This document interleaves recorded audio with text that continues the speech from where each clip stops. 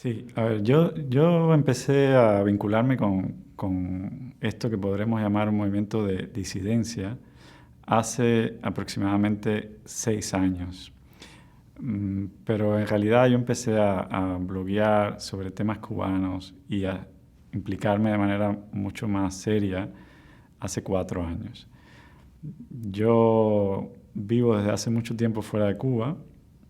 Primero viví 9 años en México, donde empecé una carrera intelectual, digamos, tratando de ejercer como ensayista, editor, siempre relacionado a un mundo intelectual.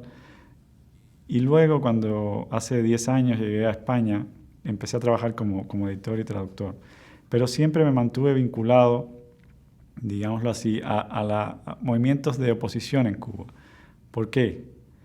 Porque en los años 80, justamente cuando yo me fui de Cuba, a finales de los años 80, hubo un amago de cambio, hubo una especie de ilusión generacional, donde una serie de intelectuales y artistas creyeron que era posible hacer un cambio dentro de la sociedad cubana. Y esas expectativas de cambio fueron completamente defraudadas en los 80 y generaron un exilio masivo.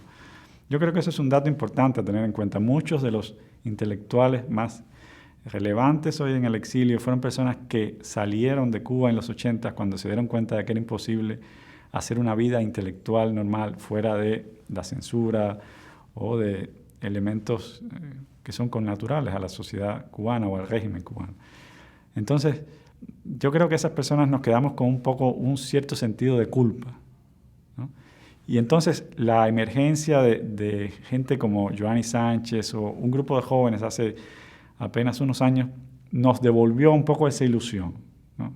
Y en ese sentido, al menos de manera personal, fue para mí un shock descubrir que una generación de personas que tienen ahora 20 años, 20 y tantos años, podían conectarse con gente de mi generación que habíamos querido hacer algo muchos años atrás y también podían conectarse con personas que estaban en el exilio desde hacía mucho tiempo.